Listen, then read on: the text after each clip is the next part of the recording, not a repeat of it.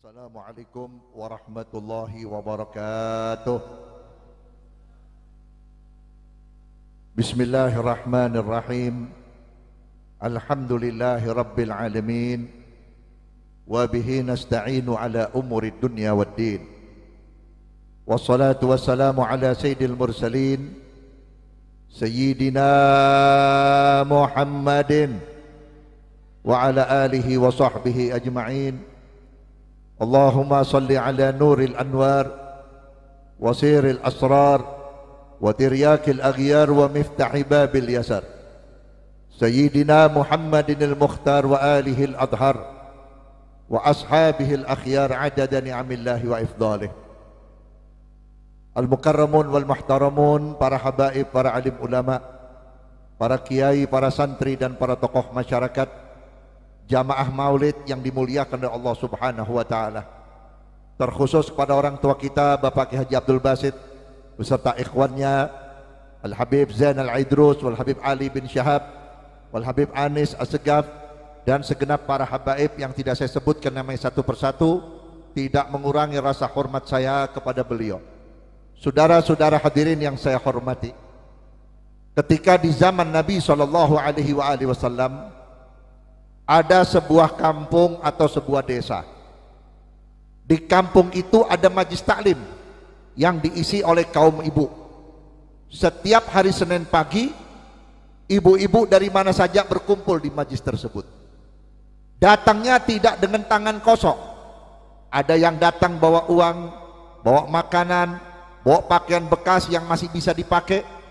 Setelah kumpul dibagikan kepada fakir miskin. Ini terjadi bukan sehari dua hari, bukan seminggu dua minggu, tapi tahunan, sampai berita ini terdengar di telinga junjungan kita Nabi besar Muhammad sallallahu alaihi wasallam. Akhirnya Nabi memanggil seorang sahabat, "Hai sahabatku, coba kamu datangi kampung tersebut, tanyakan kepada ibu-ibu kenapa setiap hari Senin mengadakan sedekah massal." Dijawab oleh ibu-ibu tersebut, "Kami melakukan sedekah massal mengikuti Nabi Muhammad. Karena Nabi Muhammad setiap hari Senin berpuasa sunnah dalam rangka memperingati dan mensyukuri hari kelahirannya. Sedangkan kami ini perempuan yang kadang-kadang datang bulan dan berhalangan, kami ganti dengan sedekah massal." Pulanglah sahabat untuk melaporkan berita ini kepada Nabi Muhammad sallallahu alaihi wasallam. Setelah Nabi mendengar jawaban dari kelompok ibu-ibu tersebut, Nabi langsung menyatakan dalam sebuah hadis yang diriwayatkan oleh Imam Ad-Dailami radhiyallahu taala an. Apa kata Nabi? "Salasatun yadkhulunal jannata bighairi hisab wal adab." Ada tiga kelompok manusia, tiga kelompok dari umatku yang aku jamin kalau masuk surga nggak pakai disiksa dan tidak pakai dihisab. Mudah-mudahan kita semuanya insyaallah ta'ala. Sahabat kaget, "Qila manhum ya Rasulullah?" Siapa mereka itu ya Rasulullah? Dijawab oleh Nabi, "Rajulun a'dhamu miladi bisururin wabtihaj." Orang yang mengagungkan, mensyiarkan, merayakan, mengadakan lahirku, hari lahirku dengan sungguh-sungguh, dengan semangat, tanpa pamrih, tanpa tujuan kecuali dasar cinta kepada aku. Saudara-saudara, ternyata peringatan maulid itu bukan baru sekarang. Nabi pun mengakui adanya peringatan maulid, karena peringatan maulid bukan tradisi tahunan, bukan tradisi musiman, tapi merupakan tanda terima kasih dan syukur kita kepada Allah dengan adanya Nabi besar Muhammad sallallahu alaihi wasallam. Nikmat yang mana yang paling besar di antara nikmat Allah? Tidak lain adanya Nabi Muhammad sallallahu alaihi wasallam. Salah satu bukti, tanpa Nabi Muhammad tidak akan lahir anak yang birrul walidain. Tanpa Nabi Muhammad tidak akan lahir seorang ulama. Tanpa Nabi Muhammad tidak akan ada seorang wali Allah. Tanpa Nabi Muhammad orang tidak akan beradab dan berakhlak. Maka oleh karena itu, memperingati Maulid Nabi merupakan tanda terima kasih kita kepada Nabi besar Muhammad sallallahu alaihi wasallam. Saudara-saudara hadirin, bersyukur atas umatnya Nabi Muhammad karena besar jasanya Nabi Muhammad kepada kita, karena agung daripada jasanya Nabi Muhammad kepada kita. Di mana ada umat yang dibebaskan dalam berbuat maksiat kalau bukan umat Nabi Muhammad? Ketika Nabi Muhammad bermohon kepada Allah Subhanahu wa taala, "Ya Allah, jangan kau siksa umatku karena maksiatnya." Akhirnya dibuktikan oleh Allah taala sebelum adanya Nabi, bagaimana umat Nabi Musa. Cuman gara-gara mancing di hari Sabtu jadi monyet, jadi babi. Umat Nabi Muhammad hari Jumat gak sholat Jumat, mancing di setu. Gak ada yang jadi monyet, gak ada yang jadi babi. Pelacuran, perzinahan, macam-macam perbuatan keji, kalau dilakukan oleh umat sebelum umat Nabi Muhammad, dihancurkan negerinya, diporak-pondahkan semua daerahnya, dan ditenggelamkan semua kekayaannya. Tapi lihat kita, umat Nabi Muhammad dari zaman Rasulullah sampai sekarang ini, perzinahan, mabok-mabokan, perkelahian, riba, rentenir masih diberikan keamanan oleh Allah. Kenapa? Karena ada doanya Nabi Muhammad SAW. Sehingga umat Nabi Muhammad diberi batas untuk bertobat kepada Allah sampai roh ada di tenggorokan. Kalau rohnya masih di perut, diterima tobatnya. Kalau rohnya masih di dada, diterima tobatnya. Kalau sudah di tenggorokan, tidak diterima. Ini tidak pernah terjadi kepada umat-umat yang lain, saudara-saudara hadirin. Hadirin yang saya hormati. Yang kedua, sahabat bertanya, apalagi ya Rasulullah, orang yang kau jamin masuk surga tanpa hisab dan tanpa adab? Dijawab oleh Nabi Muhammad SAW, wa rajulun aktsaru salata alayya, yaitu orang yang memperbanyak bersolawat kepada aku. Saudara-saudara, hadiah dari Rasulullah, hadiah dari Allah Subhanahu wa ta'ala untuk umat Nabi Muhammad. Satu solawat bisa mengampuni dosa beribu-ribu dosa.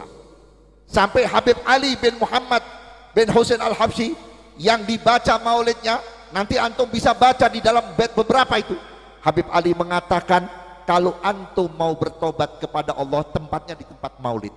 Kenapa? Karena tempat maulid ini sangat tepat buat orang yang mau bertobat kepada Allah, buat orang yang mau minta ampun kepada Allah. Kenapa? Ribuan malaikat hadir di malam ini bersama junjungan kita Nabi besar Muhammad SAW, sedang menunggu di antara kita yang hadir untuk minta ampun kepada Allah Subhanahu wa ta'ala.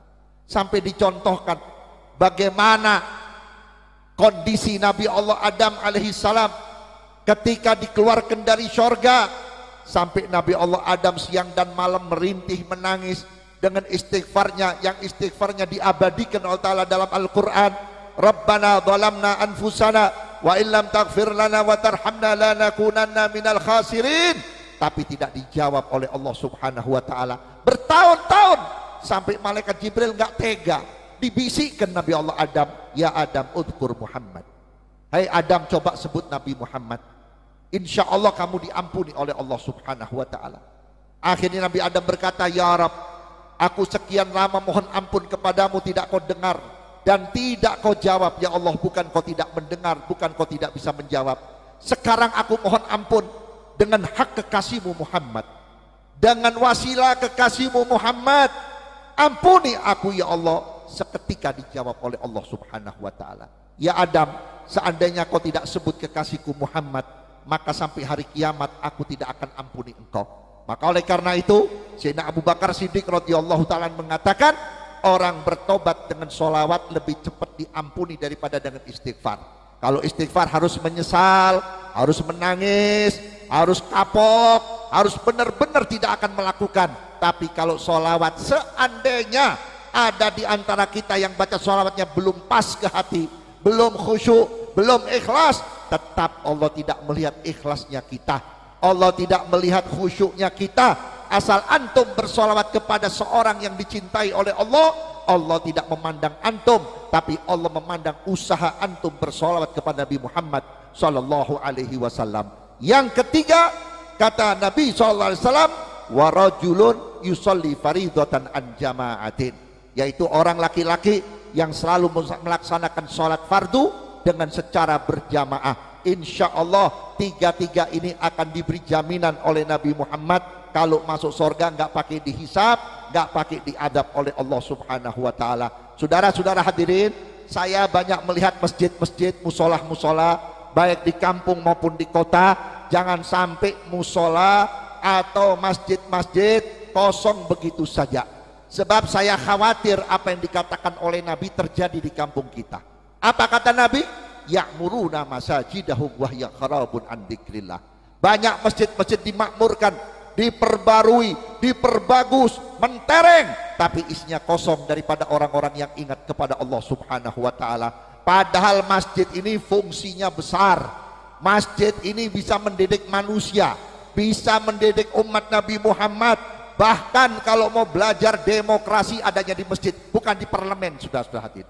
Apa hubungannya masjid dengan demokrasi? Jelas.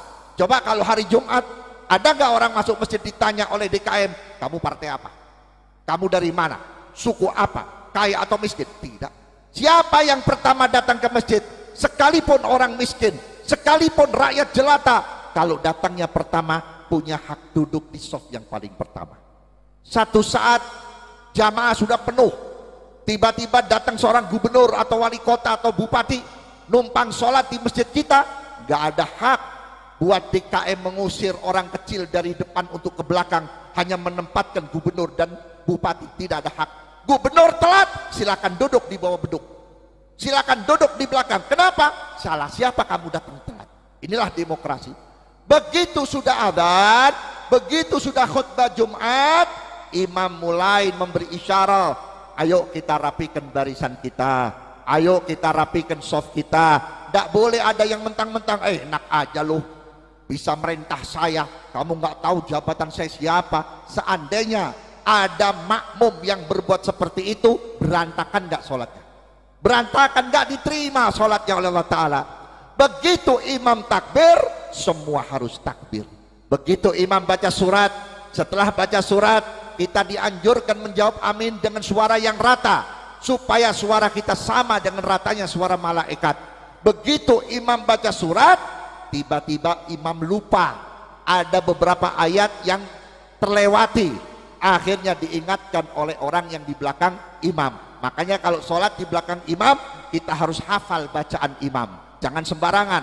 Begitu imam meleset membaca ayat yang salah, diingatkan oleh yang di belakang, imam harus mendengarkan dan harus mengikuti. Coba kalau imamnya ngamuk, kurang ajar lu, malu-maluin, biar gini gua juga ulama, gua apal Quran, cuman sekarang aja gua lupa. Batal nggak itu Jumat? Batal, saudara-saudara hadir. Satu saat imam itu batal. Maaf ya, imam kalau keluar angin lebih kecil daripada makmum. Kalau makmum keluar angin bisa kedengeran, tapi kalau imam asal kedengeran, asal dia berasa ada sesuatu yang keluar dari kedua kemaluannya, wajib membatalkan diri, memberi isyarat kepada makmum yang di belakang. Makmum harus ngerti bagaimana jalannya dari tempat dia berdiri sampai ke tempat imam. Jangan sampai membatalkan sholatnya. Disitulah menggantikan kepemimpinan orang yang sholat, yaitu yang disebut imam. Negeri kita juga seperti itu, saudara-saudara hadirin. Kalau pemimpin salah, diingatkan, jangan marah. Apalagi yang mengingatkan ulama, apalagi yang mengingatkan seorang kiai. Karena ulama dan para kiai inilah kalau berdiri dalam satu negara merupakan penyelamat buat bangsa dan negara, selama pemimpinnya nurut dengan ulama. Jangan sebaliknya, ulamanya nurut dengan pemimpinnya, ulamanya bermakmum kepada pemimpinnya, sementara pemimpinnya nggak tahu syaratnya sholat, saudara-saudara. Hadirin yang saya hormati, maka oleh karena itu gunakan masjid untuk menjadi madrasatul ummah, yaitu madrasahnya umat, terutama kaulah muda. Alhamdulillah di kampung Jawa ini terkenal dari zaman almarhum Kiai Haji Syuja'i, anak-anak mudanya dari mulai Kiai Haji Abdul Basit masih remaja itu sudah tercetak menjadi pemuda yang disebut syababul muslimin, yang taat kepada agama dan taat kepada orang tua serta guru.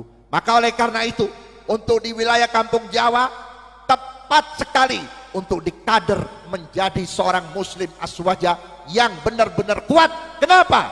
Wallahu a'lam, mungkin besok atau lusa yang tua meninggal dunia, yang akan menelusuri dan yang akan meneruskan, yang menjaga, melindungi kampung Jawa daripada faham-faham di luar ahlus sunnah, adalah antum semuanya. Terlebih-lebih alhamdulillah di kampung Jawa sudah banyak habib-habib. Mudah-mudahan habibnya satu akidah Ahlus Sunnah wal Jamaah, satu keyakinan, tidak berbeda dengan orang tua kita. Insya Allah ini kampung menjadi berkah.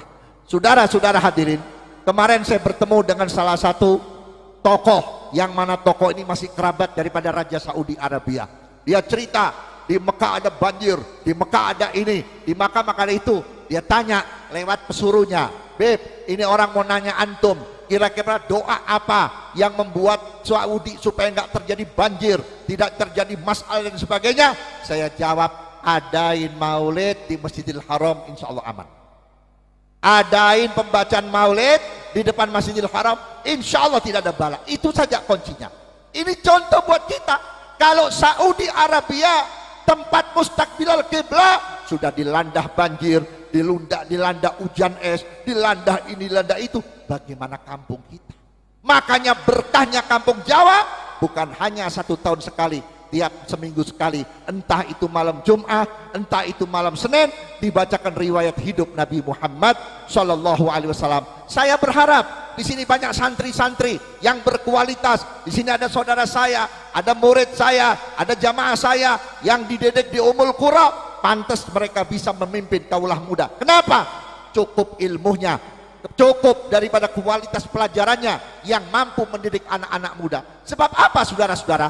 Anak muda kalau nggak cepat-cepat diselamatkan, apa yang dikatakan oleh Nabi, sayati zamanun ala ummati syababuhum fasikhun wa syuyukhuhum la yu'addibuna syabibatahum wa nisa'uhum uryanan hum adallu minal yahud wan nasara wa in matu insya'a yahudiyan aw nasraniyan na'udzubillah. Nanti akan datang di akhir zaman. Apa yang terjadi? Banyak pemuda yang fasik. Sekarang sudah banyak di luar kampung ini yang fasik, saudara-saudara. Apa artinya fasik? KTP-nya muslim, ibu bapaknya muslim, tapi berani mencaci Islam, berani menantang Allah. Coba saudara buka di YouTube saudara, di handphone saudara, anak-anak muda, ya Allah, gak ada kualitasnya, gak ada apa-apanya, tapi sudah berani menantang Allah, ngajak berantem sama Allah. Nabi Muhammad itu palsu, Nabi Muhammad itu orang biasa, dan lain sebagainya. Na'udzubillah. Ini bagaimana orang tuanya nanti? Bagaimana tanggung jawab ibu bapaknya sampai punya anak seperti itu? Kalau ibu bapaknya tidak bertindak, jangan berharap selamat di kuburan dan nanti di mahsyar, saudara. Hati-hati, anak rusak bisa menghancurkan amal orang tuanya. Tapi anak baik bisa menolong orang tuanya sekalipun orang tuanya rusak di dunia para hadirin. Maka oleh karena itu, selamatkan pemuda kita jangan sampai jadi fasik. Kemudian apa kata Nabi? Nanti perempuannya juga akan menjadi fasiqah. Perempuannya sudah tidak punya rasa malu. Raf'ul haya minan nisa, dicabutnya rasa malu dari perempuan.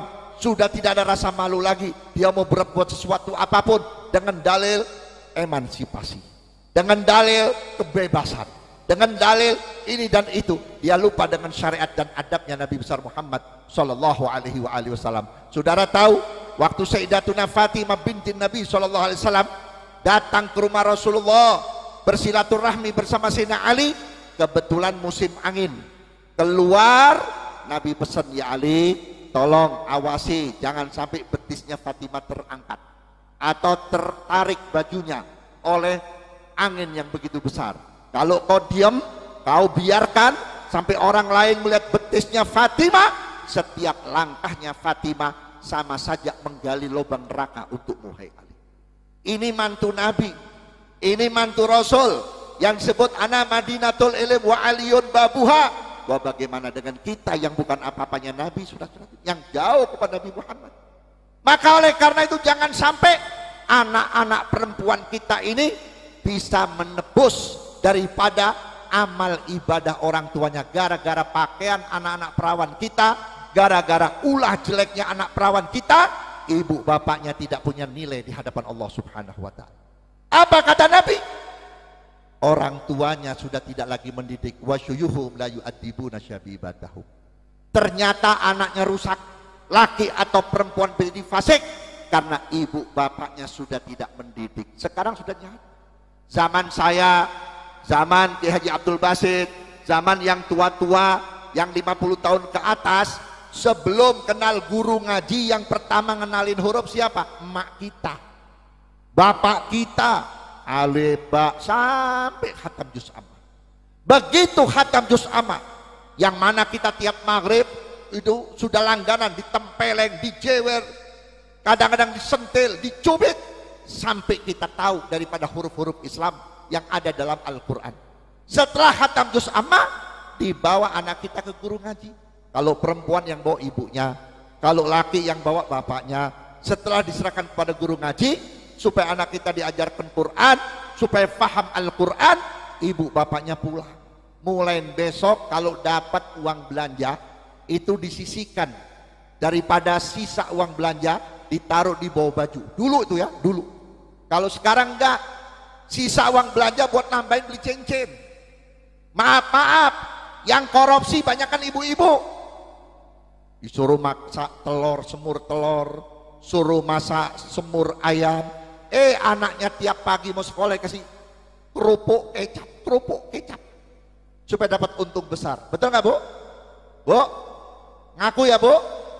Demi apa? Demi cincin dan kalungnya. Giliran anaknya nggak naik, gurunya disalahin. Anak saya pinter, kenapa nggak dinaikin? Dimarah-marah. Emang dasar anaknya goblok, kurang vitamin, kerupuk kecap gimana mau pinter? Sudah. Ini sekarang, kalau dulu tidak. Hasil atau lebih kelebihan daripada belanja disisipkan di amplop, dititipkan kepada anak. Tolong kasih guru ngaji kamu, ini untuk nambahin bayar listrik. Dulu, makanya orang dulu biar nggak pinter baik, orang dulu biar nggak jadi sarjana soleh. Kenapa? Ada perhatian orang tua kepada guru-gurunya. Saudara-saudara hadirin yang saya hormati, maka oleh karena itulah kita bersyukur sekarang orang tua nggak bisa ngajarin Quran, orang tuanya nggak bisa ngajarin daripada ayat-ayat suci Al-Quran. Di sini ada masjid, di sini ada pondok pesantren, di sini ada madrasah. Ayo kita bawa anak-anak kita ke pesantren. Jangan punya pikiran jelek kepada santri. Santri rezekinya dijamin oleh Allah Ta'ala lebih daripada sarjana. Saudara tahu itu yang jadi badut-badutan di tempat-tempat lampu merah itu ada yang SE, ada yang punya titel, punya gelar. Saya tanya, kenapa kamu sampai jadi badut-badutan? Iya Pak, saya kerjanya susah, ngelamar kerja sini nggak diterima, makanya paling enak jadi santri. Saudara-saudara, betul nggak?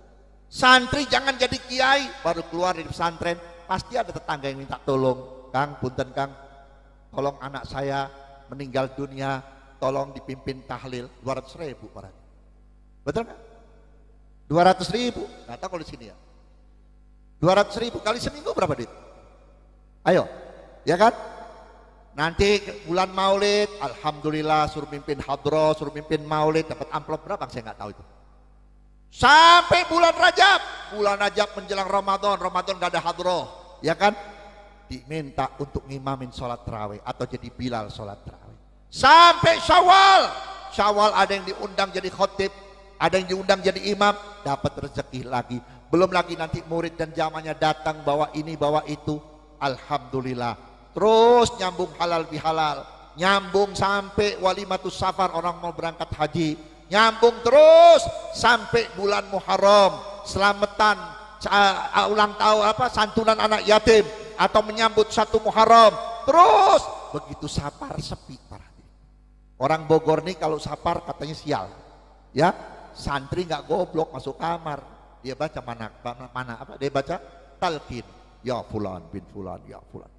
Diijabah sama Allah 5 menit di masjid ada corong. Innalillahi wa inna ilaihi rajiun. Kata santri apa? Alhamdulillah job seminggu ini. Betul kan? Begitu tahlil seminggu, dia mikir lagi, ini saya kalau nggak talqin nggak ada yang mati ini.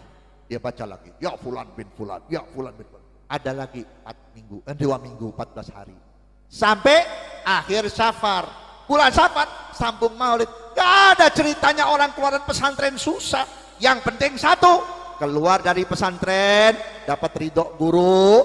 Begitu keluar dari pesantren, jaga hati kita. Sebab yang menahan datangnya rezeki dan martabat adalah hati. Kalau hatinya bersih, insya Allah rezekinya banyak. Kalau hatinya bersih, insya Allah undangannya banyak. Kalau hatinya bersih, diangkat oleh Allah Subhanahu wa taala. Saya teringat almarhum Al Habib Husain bin Abdullah bin Muhsin Al Atas, ketika beliau bertemu dengan saya di mana Tangerang, karena dulu tahun 80 sampai tahun 90 saya mengisi pengajian beliau di Tangerang dan di Empang.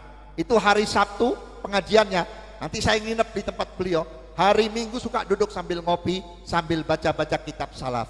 Salah satu ucapan Habib Abdullah bin Muhsin ketika Habib Husain waktu itu berbicara masalah bab hati, al-hasud la yasud wa la yahsudul maksud. Orang yang punya hasud nggak bakal senang. Lihat aja mukanya orang hasud nggak seger. Kenapa? Mau tidur mikirin tetangganya punya TV. Dari mana itu duit ya? Enak dia ya, nggak kerja tapi kaya. Jangan-jangan nyolong, jangan-jangan terus pikiran sampai nggak bisa tidur. Orang kalau kurang tidur mukanya nggak enak saudara. Kayak tanah-tanah becek. Ya, nanti lihat orang beli ini dia hasud terus. Makanya hasudnya jangan saudara, akan menjauhkan dari rahmatnya Allah, akan menjauhkan dari keberkahan. Dan masalah hati nggak pandang bulu, maaf biar Habib pun divonis oleh Allah Ta'ala. Tidak pandang bulu, kebersihan jiwa. Makanya dalam kitab Ratibul Idrus di situ ada kalimat ala yallah binadra minal ainir rahima tudawi kullama bi min amradin sagima. Obati kami ya Allah dari penyakit yang sangat kronis, yang lebih jahat dari tumor, lebih jahat dari kanker. Kalau mati kena kanker, insya Allah kalau dia terima ini penyakit dari Allah, husnul khatimah. Kalau dia mati kena tumor, dia ridho ini datang dari Allah, insya Allah husnul khatimah. Tapi kalau kena penyakit hati, apa kata Imamul Haddad? Penyakit hati yang paling kronis itu 4. Asyirku bila menyekutukan Allah. Katanya percaya sama Allah tapi masih percaya sama dedemit, percaya sama yang hal-hal yang tidak masuk akal, percaya sama yang macam-macam. Yang kedua, takabur, sombong, merasa dirinya paling besar, paling agung, paling. Saudara, kalau mau lihat orang cepat hancur, lihat aja kalau udah sombong bakal hancur. Fir'aun kurang apa hebatnya? 40 tahun nggak pernah sakit, kaya, nggak ada orang kaya kayak Fir'aun. Kalau orang sekarang kaya paling bininya punya cincin emas, suaminya punya cincin emas. Fir'aun jambannya terbuat daripada emas, piringnya terbuat dari emas. Ketika Allah utus Nabi Musa, Fir'aun duduk di kursinya yang mana kakinya berada di atas nih. Maka hati-hati, jangan suka duduk begitu tuh ya. Saya nggak bisa niru ini karena saya sakit ya, duduk begini tuh. Coba Habib Anas bener. Nah ini hati-hati nih, ini duduknya Fir'aun para hati. Benar saya ngomong. Antum kalau nggak percaya boleh tes. Coba Bib, duduk situ Bib, duduk yang benar, yang benar. Itu kayak gitu. Hei, gimana perasaan antum? Nantang nggak? Siapa lo? Betul nggak? Coba kalau antum duduk seperti seorang tahiyat, rendah nggak hati antum? Kenapa? Syaraf hati itu dari sini sampai ke kaki. Syekh Abu Bakar bin Salim, Habib Abdullah Al-Idrus 40 tahun nggak pernah duduk silah, duduknya begitu. Kenapa? Membuat hati semakin tunduk. Lihat orang kalau duduk ini, saha aing, siapa lo? Betul nggak? Kibir, sombong. Nah orang kalau udah sombong, nggak ada ceritanya menang. Hitler mampus, betul nggak? Ya kan? Hitler mampus, PKI hancur, mau cetung hancur. Apalagi ini, ntar lagi juga mampus. Ini cepot nih, ntar lagi juga mati. Lihatin aja, nggak ada orang sombong di permukaan bumi akan kuat. Tapi yang tawadu ini yang bakal kuat. Sampai Sayyidina Ali bin Abi Thalib karamallahu wajhah waktu mengkisahkan hati orang yang tawadu, hati orang yang tawadu itu ibarat samudra yang lebih luas daripada samudra. Coba kamu ambil air di samudra, di lautan besar, kurang nggak itu air? Turun nggak itu air? Nggak turun. Artinya apa? Kamu hina orang-orang alim, kamu hina orang besar, dia tidak akan turun, dia tidak akan terhina, malah kamu yang akan terhina. Lihat samudra, kamu kencingin, tidak akan menjadi najis, tetap tohar, tetap suci, tetap bersih. Begitu orang-orang tawadhu. Sampai Sayyidina Ali bilang apa? Aku nggak takut sama orang jago, aku lebih jago, aku punya keberanian. Aku tidak takut dengan orang yang sombong dengan ilmunya. Aku diberi ilmu Allah Ta'ala di bawah Nabi Muhammad SAW. Tapi aku satu yang aku takut, orang yang tawadhu, merendah. Orang yang tawadhu ini istilah kata ibarat bola-bola pingpong, dibanting kayak apa tetap naik derajat, atas warga, terus naik, dikatain tetap naik. Makanya ketawaduan ini yang paling penting. Habib Abdullah Al-Idrus pernah mengatakan, kalau kamu ingin mendapat derajat yang paling tinggi, jangan pernah kamu duduk bersama orang lalu kamu berkata aku lebih baik dari orang itu. Itu saja. Ketika anak beliau mau diangkat oleh Allah Ta'ala, mendapat magom, kutub, disuruh cari makhluk Allah yang paling hina. Dicari berbulan-bulan, bertahun-tahun gak ketemu. Terakhir dia ketemu di depan pintu rumah Habib Abdullah Idrus, ada anjing-anjing buduk. Udah buduk, udah ngeluarkan cairan yang jelek.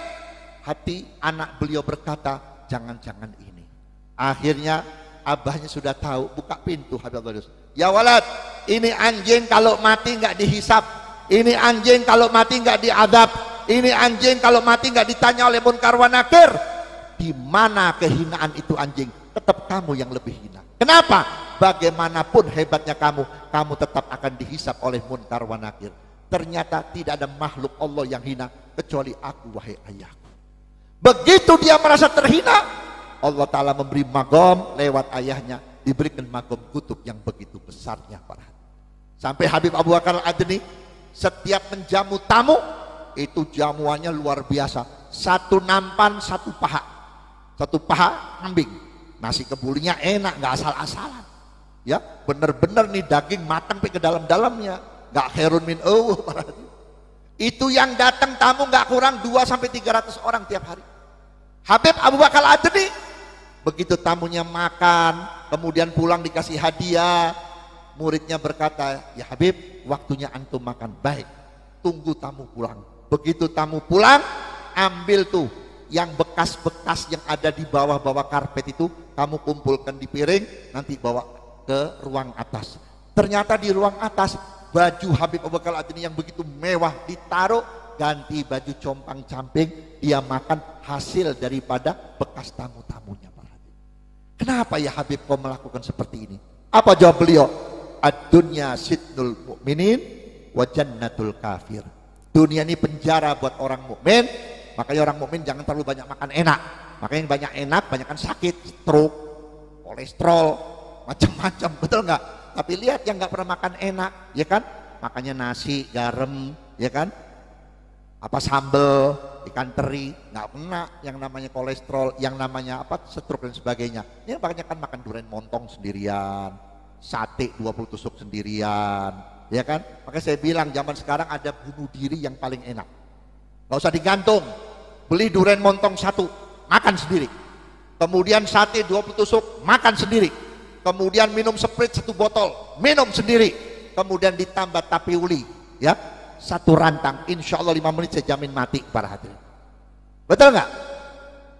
Begitu aulia, orang lain suruh makan enak, dia tidak para hadirin. Kenapa? Karena para aulia itu tahu hitungan manusia nanti di akhirat.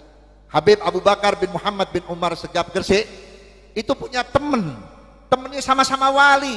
Kalau ketemu ya begini, sering tanya menanya. Salah satu seorang wali bertanya, Habib, kenapa antum capek-capek ngurung diri di kamar 16 tahun, puasa 16 tahun, sudah keluar itu pun atas perintah Nabi, hanya wasilah Habib Muhammad bin Idrus Al-Habsyi.